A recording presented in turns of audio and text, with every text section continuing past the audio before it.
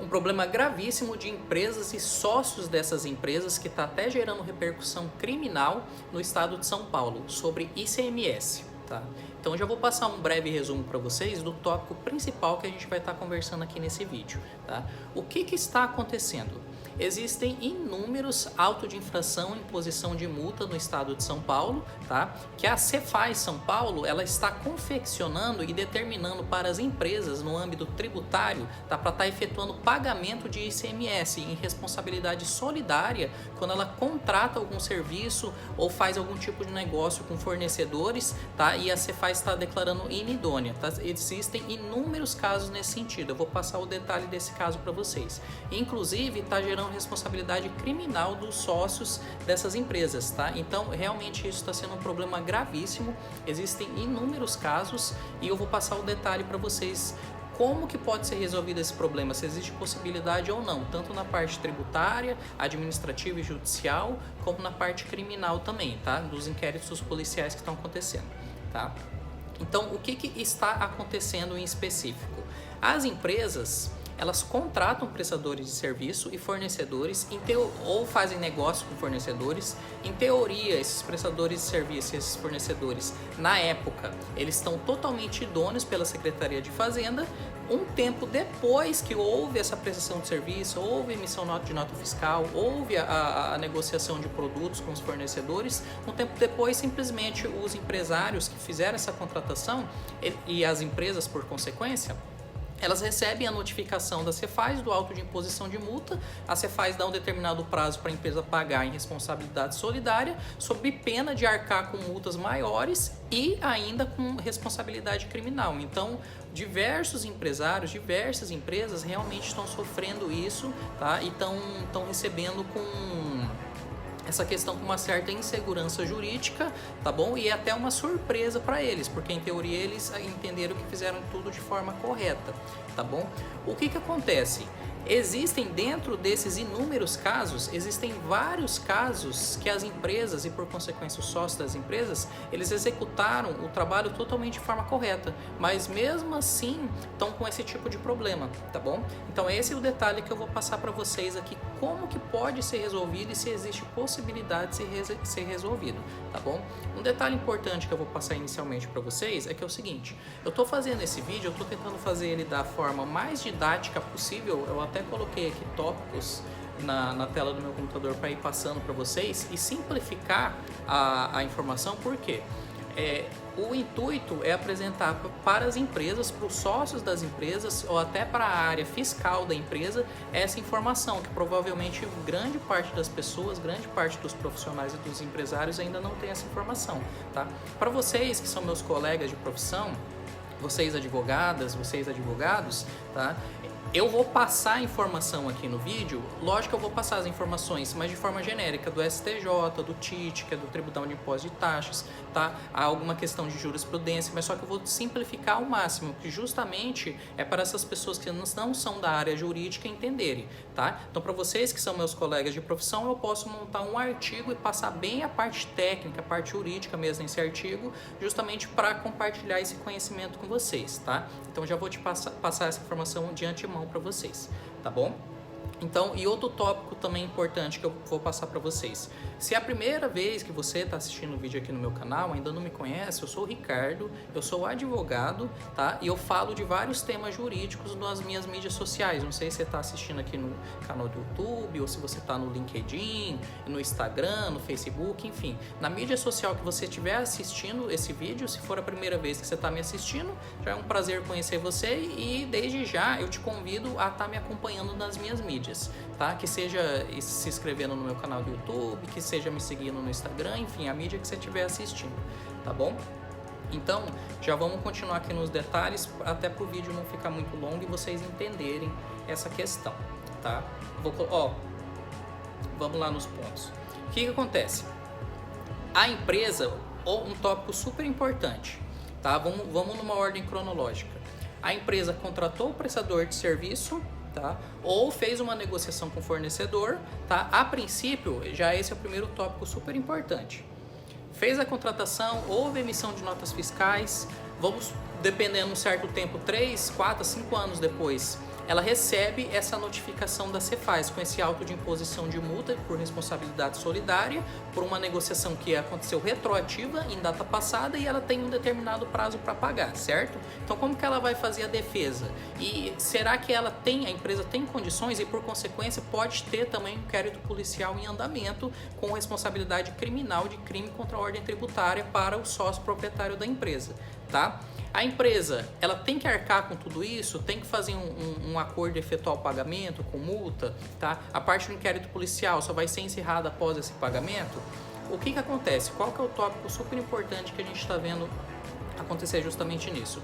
Esses autos de imposição e de infração da parte de multa, tá? A Cefaz, ela normalmente, ela tá declarando que não interessa se na época que houve a negociação ou a contratação da prestação de serviço, se a empresa estava idônea ou não, tá? A empresa que foi contratada ou o próprio fornecedor, tá? Ela simplesmente, vamos colocar datas específicas. Em 2015 a empresa fez a contratação da prestação de serviço ou fez a negociação com o fornecedor, tá?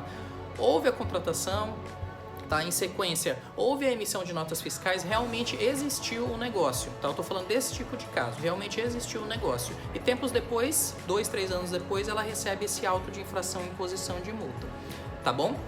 A Cefaz, ela está entendendo que, por mais que nessa época que houve a contratação ou a prestação de serviço, a empresa estava idônea perante o fisco, tá? Ela, mesmo assim, depois foi declarada inidônea, então esse tempo retroativo, quem contratou ou fez a negociação dos produtos com o fornecedor, ela é responsável solidária e tem que pagar. É isso que ela está entendendo. É por isso que vocês, empresários, vocês que são do setor fiscal e da empresa, está recebendo esses autos de imposição e infração, tá? Esse que é o fundamento técnico, o fundamento jurídico que a Cefaz está utilizando, tá bom? Então aqui vai um ponto muito importante. O que é interessante? Os casos que realmente houve a negociação, tá? E que a empresa efetivamente fez uma due diligence, ou seja, fez uma pesquisa com quem ela estava contratando, o prestador de serviço, ou fez uma pesquisa com o próprio fornecedor e viu, principalmente, verificou que ele estava ok perante o fisco, verificou o Sintegra, tá? E a empresa estava tudo ok, e ela junta essa documentação e guarda essa due diligence, tá? Verificou o CNPJ perante a Receita Federal, enfim, fez a due diligence completa, tá? Isso já é uma grande base de defesa. Por quê? No Tribunal de Impostos e Taxas de São Paulo, no STJ, inclusive tem várias decisões e até súmula nesse sentido de forma análoga que dá para a gente utilizar, tá? É defendido na legislação e na jurisprudência que esse tipo de efeito ele tem que ser só a partir da data da publicação da inidoneidade da empresa, do prestador de serviço ou do fornecedor, entendeu? Dessa data para trás, se a empresa que contratou, ela fez a due diligence, ela fez a pesquisa e viu que o fornecedor dela, viu que o prestador de serviço dela estava tudo ok, ele estava tudo ok perante a Fazenda Estadual, perante o fisco, ele não tem responsabilidade solidária, tá? Então, são decisões majoritárias do STJ, do próprio TIT, tá? Falando do TJSP também, que segue nesse sentido, tá? As decisões majoritárias são nesse sentido, que a empresa, ela não tem responsabilidade solidária para trás. Agora, se ela fez a contratação e na época que ela fez a contratação, realmente a empresa que ela contratou ou o próprio fornecedor, ele já era inidôneo perante o fisco, aí sim ela vai ter responsabilidade solidária. Mas por isso que eu falo como é super importante vocês da equipe da empresa, da parte fiscal, fazerem essa due diligence, porque justamente vocês vão ter documentos comprobatórios de toda a idoneidade da negociação. Não é inidôneo, foi totalmente ok, foi idôneo, tá bom? Então vamos ver outros tópicos que eu coloquei aqui.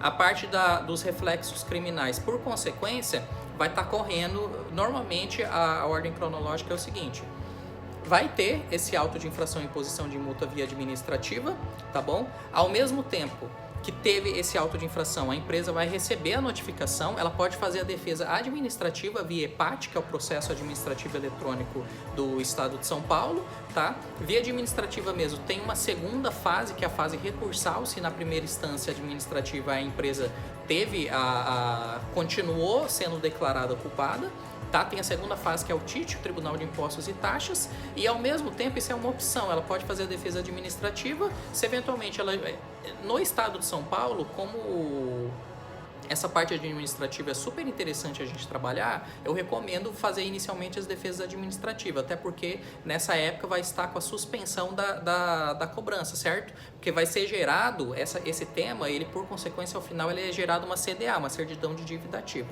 certo? E ao mesmo tempo pode ter dado andamento na parte criminal, pode ter um inquérito policial em andamento, ou eventualmente esse inquérito policial ele vai dar andamento após a finalização da parte administrativa, o auto de imposição, tá bom? Essa é uma primeira questão, primeiro tópico. Um primeiro momento, né, melhor especificando, num segundo momento, tá, se já encerrou a defesa administrativa, tem o inquérito policial em andamento. É possível a empresa tendo toda essa documentação, a empresa que agiu totalmente de boa fé, eu até coloquei aqui no meu tópico aqui, para comentar com vocês essa parte do diligence, que a parte do diligence, ela por consequência gera uma boa fé da empresa, que quis fazer, né, pretendeu fazer a negociação totalmente com base na legislação, tá certo? Tá? Num segundo momento, é possível a empresa fazer a defesa judicial, tá? Via ação declaratória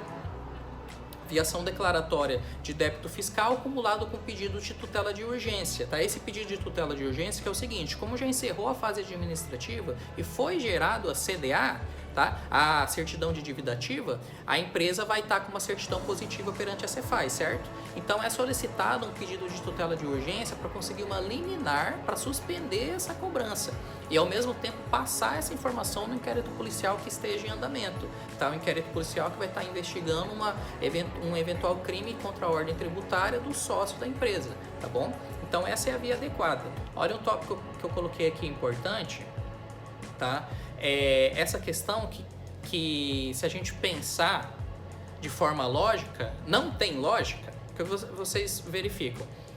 Eu estou falando do caso da empresa que fez a due diligence, que ela fez toda a investigação, verificou o prestador de serviço dela, a parte administrativa dele, a parte documental perante o fisco, perante a Receita Federal, verificou no Sintegra, tá? Tava tudo ok na época da contratação ou da negociação da contratação do prestador de serviço ou da negociação com o fornecedor, tá?